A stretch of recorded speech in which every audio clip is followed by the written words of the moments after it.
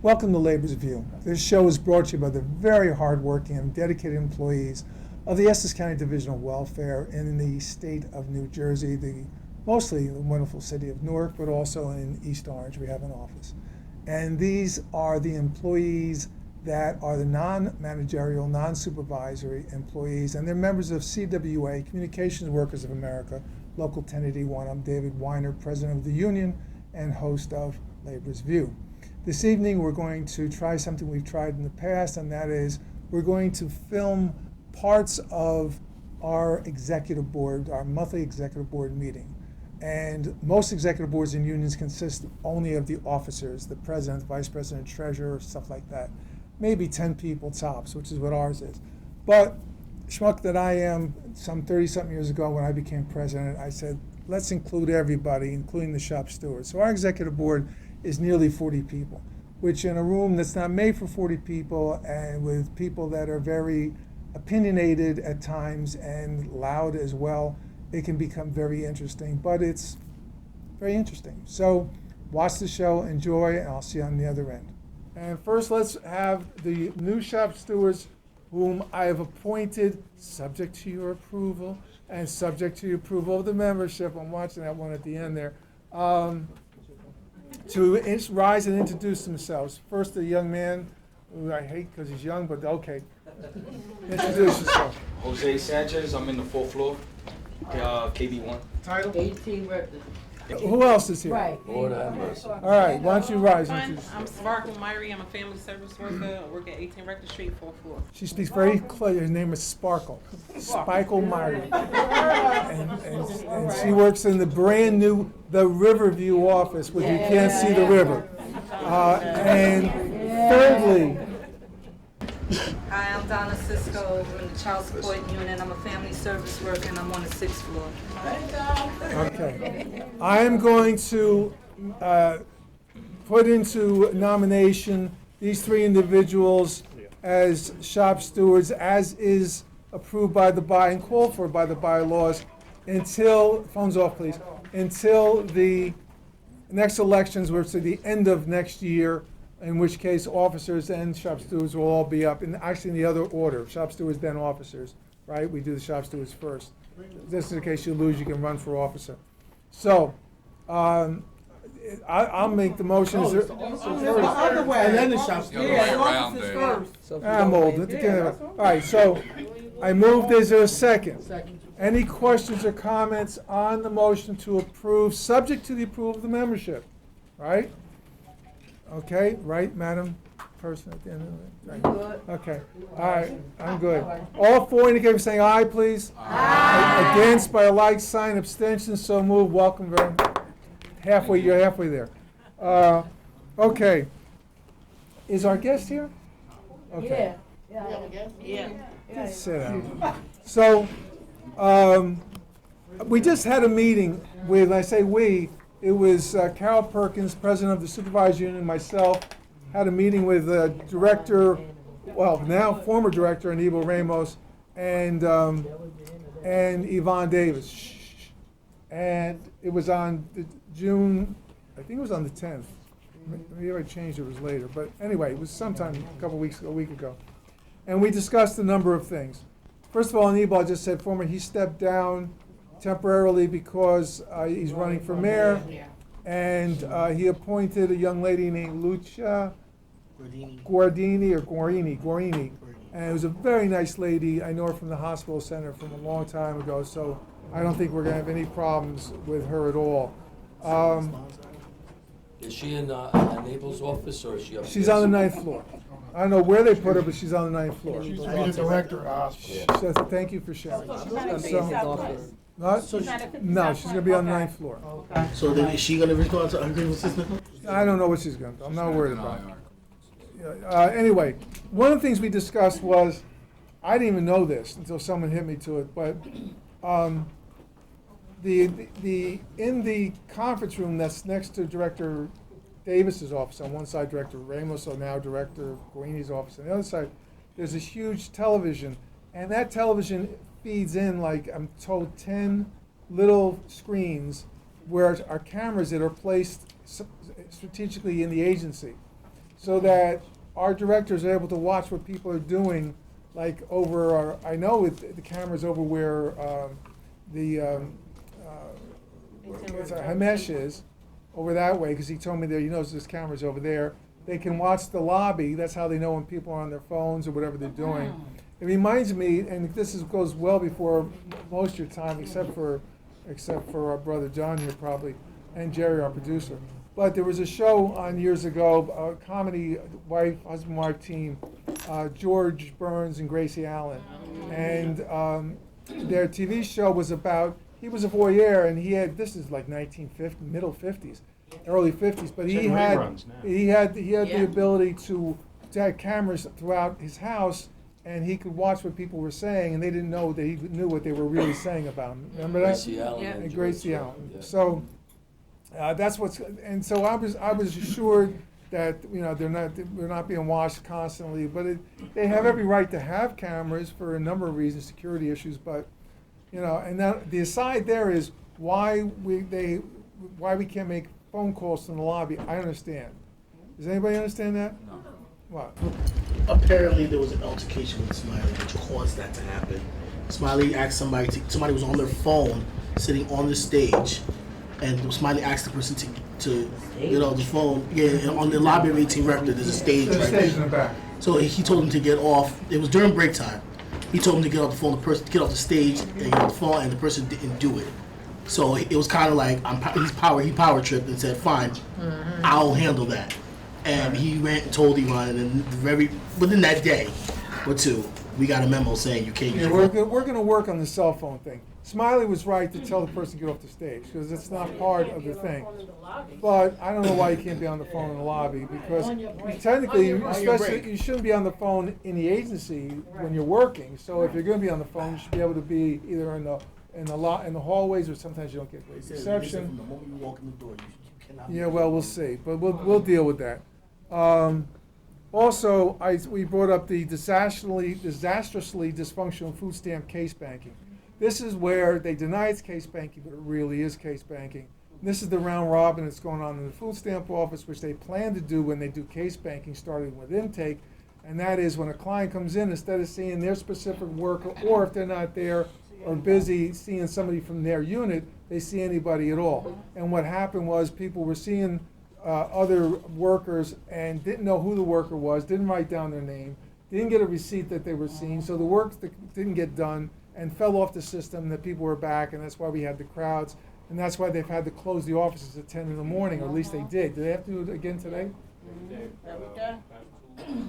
Every day, okay? Now, part of the problem with them closing the office at 10 o'clock in the morning is in the I call it the old food stamps now, in the food stamp office in 50 South Clinton Street, is because they had a sewer backup of raw sewage that came up, and that's exactly where the files are located. And so we insisted, when Candy called me, we insisted all our clerks get the hell out of that basement, because one was actually still working down there. And then they're also not sending clients to sit in all those chairs because of the smell and disgust.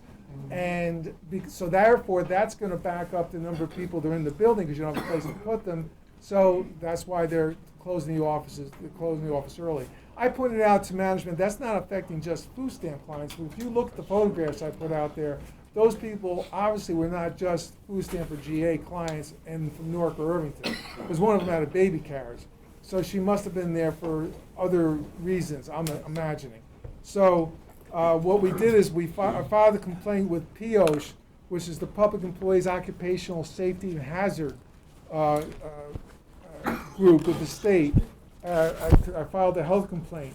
They responded, I have it here somewhere, and they'll soon be coming in, and we'll soon be doing a tour. And when I come in, I'll grab the stewards, who's ever available, and we'll go down and we'll check out the basement and look at the condition. Anibal recognized how bad it is, and he smelled it. And even though they made some cursory attempts to clean it up, they didn't do that good a job. And sewage, as I pointed out in my grievance, can be extremely dangerous when inhaled or if touched and brought home. But that's what was on the floor now, it got That's right. brown on it. Yes, and that brown is you know what. Yeah. Yeah. So, we'll let you know what happens with the PO's report. Hi, how you doing? Good. We would be right with you. Okay. All right. Overcrowded offices and compromised safety. Because the reason they're closing the offices at 10 o'clock there, and I'm told, are they still closing the fourth floor early? Yeah. Okay? It's because we don't have enough employees to do the job. We're supposed to have a minimum of 821 total employees, Charlene, in the agency. And we only have 790, 400 and something FSWs. And we have too much work to do because of the explosion of Medicaid and food stamps, especially food stamps, but even Medicaid. And Medicaid's a whole nother issue because we had 72,000 overdue Medicaid redeterminations. And we're down to, I think, 40-something thousand now. But at the same time, we also were fined $300,000 by the feds. So at the same time, we have to do 20-something thousand new cases by the end of June, or we're going to be fined again. And the feds are coming in to audit the food stamps because they're not getting done. And Essex County ranks at the absolute bottom of every single measure of work in social services of all the county welfare agencies in the state. So, any comments so far? Yes. Yes. Well, I want to talk to you later on about it, but what happened was, Talk up. okay, I was asked to map, to do the Medicaid that you're talking about, the cases. Me, remember Tawana Christopher? Yes. Her and yes, I I. do. So we were asked to do, I think about maybe 800 to 900, just us two, but no overtime. Every other office has overtime. And I understand that Aaron put in for it, but it was denied. And so now, with our work included, our daily work, we still have to map, because we're the only one that know how to do the mapping. Key and Medicaid, basically. We're the only ones authorized to key in Medicaid on the Office of Intake Services. Now hold on. When you say mapping, are you talking about the old ones, or are you talking about going forward with the new ones? The new ones, the cases. The new ones. Right. And your title is, Senior clerk typist. so that's really family service worker work. Right, the FSW is going to map it well, fill out the maps and give them to us. The data entry. The data entry, Okay. right, but like I said, the overtime was given to the Medicaid office, I presume. 10th floor. No, 5th floor don't have no 10th, the overtime. Medicaid. Oh, one at a time, one at a time. OMS, it was given to, All right, I got it. I'll work on that tomorrow. Okay. It was you and who else? Christopher, Tawana. Yes.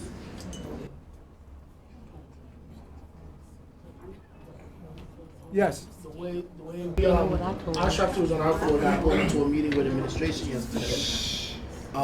The way it was explained to us was every floor has to do the project, but only the 10th floor and the 9th floor, and they said the 5th floor. We don't know for sure, but they said the 5th floor, they all got overtime.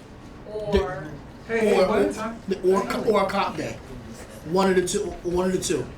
Now what they're doing on our floor is they're picking people from each unit, pulling them off their regular list, regular caseload. 5th, 10th, and what?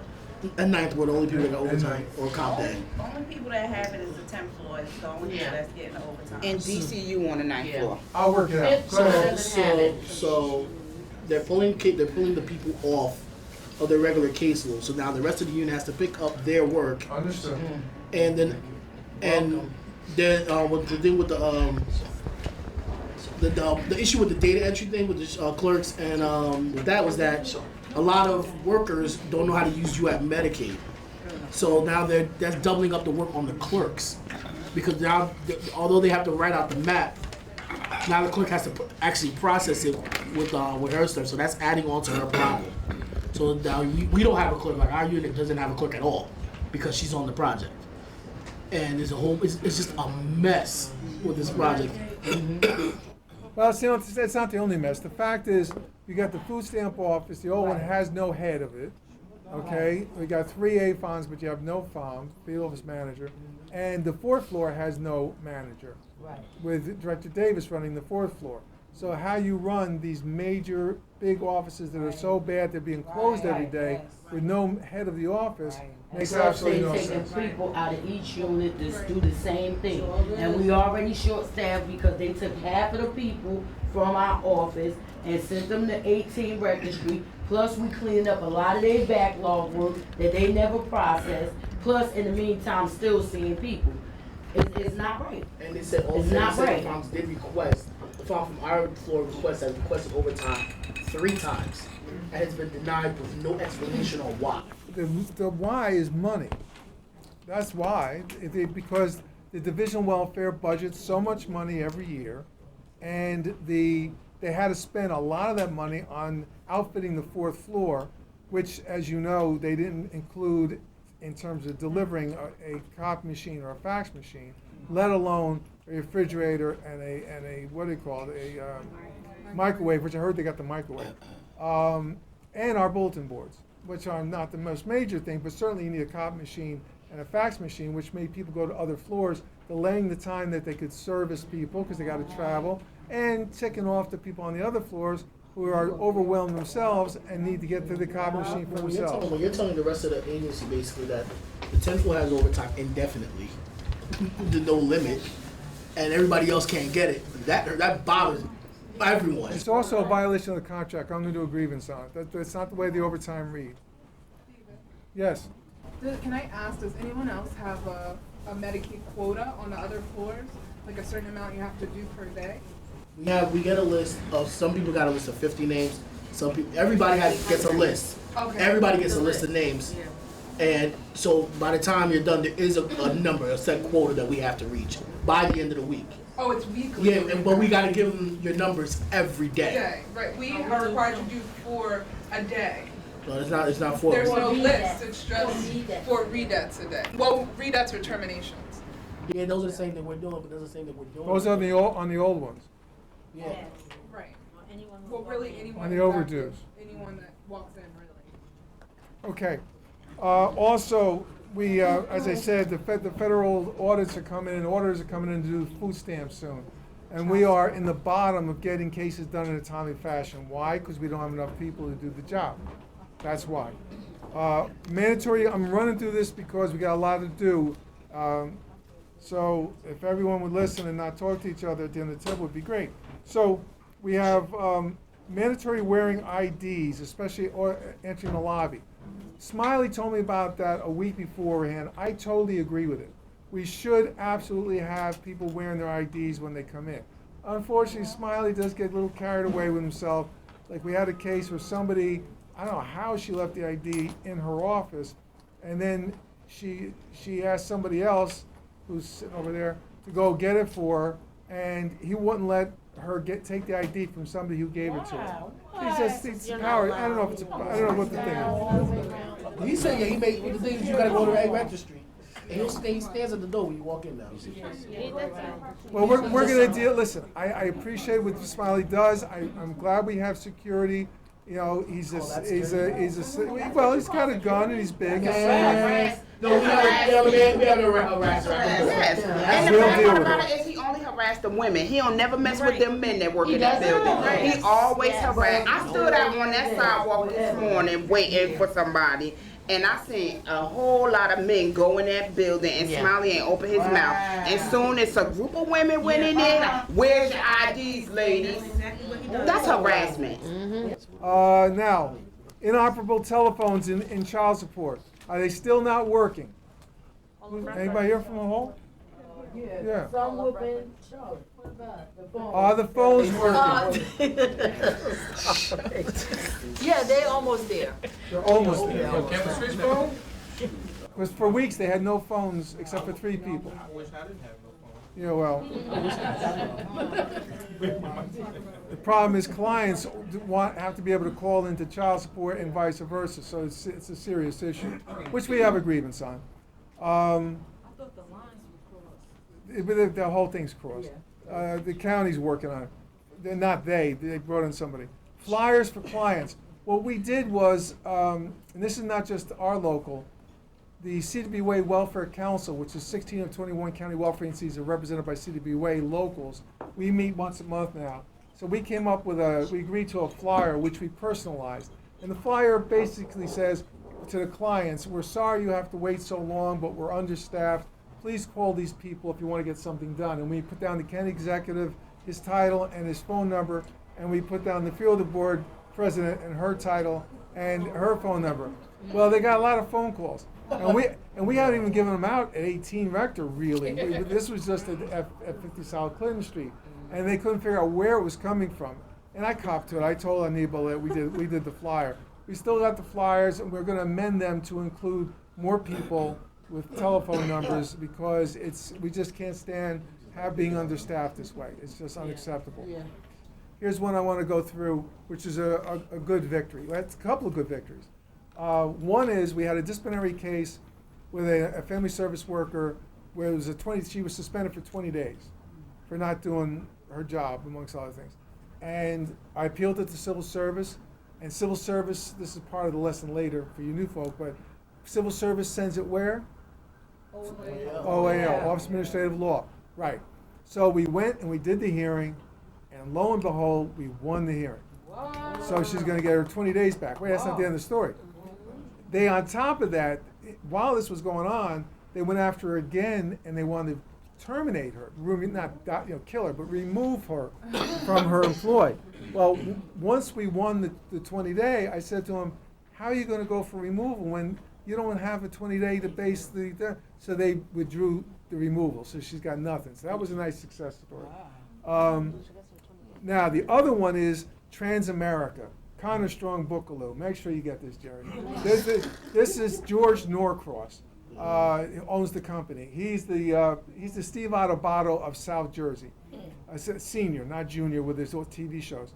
But he has this Connor Strong Bookaloo company that is a broker. They broker the health benefits for Aetna for all the county employees, and they brought in Winston Financial Services to do what I don't understand, except that they're supposed to deal with voluntary benefits, like AFLAC, like a life insurance policy, like a cancer insurance policy. Okay, so we did some research on Winston. What did we find out? That the president and CEO of Winston Financial Services, a guy named Bradley, about 3 years ago or so, gave $170,000 to a Queens assemblyman in order to keep a hospital. And this is all I'm not making this stuff up, this is all in the report. It's called the sentencing report because the assemblyman he gave it to, who was 70-something years old, got convicted, went to jail, and died a year later. So I brought this up and didn't make the kind of strong guy too happy. And so then they brought in this company, another one called Transamerica. And Transamerica, I don't know what they're supposed to do. So instead of having, like with Aflac, now you got those two guys, George and his buddy, right? They're the ones administering Aflac. So who they want to get rid of, and they want to bring in this Aflac through this other arrangement. And I'm going, wait a minute, you have 3 mouths to feed now instead of just the one, company. Now you got Connor Strong, Winston Financial, Transamerica. I was wrong. There was a fourth one, a guy named Collins, who Connor Strong uses, who's from Newark. And to me, with all due respect, he appears to be what they say in the old days, the face by the door. It was a book in the 1970s. He appears to be the person of color for the company to have some legitimacy. All right, and I'm sure he works very hard, but I've never seen the man. And so there's 4 mouths to feed.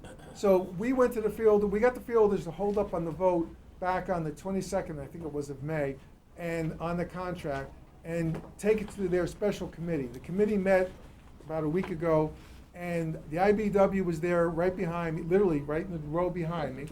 And they're the ones who actually told me about it. They told me the day of the vote that we got delayed, they told me this was going down. So I wrote up my piece, I sent it out to you guys, sent it to the freeholders. It would have gone to the freeholders, but the administration is blocking all my emails. So I got to change my name again on the email. But I already changed it once, but I got to change it again. I'm going to make something else up, some silly name. But anyway, so we go there that night, and of course the IBW wants me to be the one to go up and talk, so I went up and talked. And before I did, the guy from Connor Strong goes, I just want to say that I'm very upset that my company has been disparaged. Of course he's talking about me. And these things are said they're not true. And I want to say that it's wrong for the way the setup is now, because with Aflac, you have to use up, you don't have to use up your sick days. It's important, Jerry. You can be Aflac, you don't have to use up your sick days, as you know. Now, I don't have it, so this is not from personal interest, although I should have it the way I feel, but I don't have it. So you don't have to use up your sick days. She goes, well, that means you're getting 160% of your salary, and that's something that would encourage people not to come back to work. So now he's insulting everybody. And then Ralphie Chiazella, Ralph, who's the county administrator, who was sick, chimes in with the same thing crap he said the week before. He goes, oh, and we can't have all these vendors running over the offices and coming in whenever they feel like it. And we want to bring them before the freeholders and get voted on, just like you do on the 401k companies. They get voted on, the banking things, MetLife and the other ones. So when I get up there and I go, first of all, I said to Mr. DeBella, the guy who made this, I said, if you can, so I'm insulted by what you're saying about our members and the 160% staying home. Name one person that is collecting Aflac and didn't come back and is milking it. Name one person. After I'm done, come up and name one person. And I said, in addition to that, name one thing I've said or written, because everything I said I put in writing, that I've written about Connor Strong Buchler that's not true. And I said, was it not true that Winston Financial Services paid the assemblyman who died in jail? Was that not true? So everybody starts to cringe. Everybody in the room is cringing. So it goes on and on and on like this. And I said, yeah, I do have a problem with Mr. Norcross. Yes, and this is on tape, by the way. It's not video, but on audio. I'll get it. I said, I have a problem because Mr. Norcross, with his political wards, like Batman had a ward, he has a ward, which is Steve Sweeney, the president of the New Jersey Senate. He got together with Joe D. I'm pointing at Ralphie, poor Ralphie, with Joe D.'s political wards, including Sheila Oliver and Teresa Ruiz and everybody else, almost everybody else, not everybody. I think Coutinho was cool with us, and I think Ralph Caputo was cool with us, and maybe a couple others. But they all got together and voted for that health benefit legislation that is now going to cost you thousands upon thousands of dollars. So I got a problem with that, especially now you're trying to come in and sell insurance products to the same people that you're now making pay up to 10% of their salary for something before they were paying 1.5%. Yeah, I got a problem with that. So bottom line is they withdrew the disability program. They say, well, okay, we withdraw it, okay? I also had some words with Mr. DeBella, which I'll talk to you off camera about, when the thing was over, because he got a little snippy. And we worked that out. Those are that's the good news. That, we're winning cases, and we're fighting as usual, and we beat back one of the most powerful political guys in the state, because he's not going to get his Aflac where he makes you use your sick days. Okay, so that's the good news. I have a voice.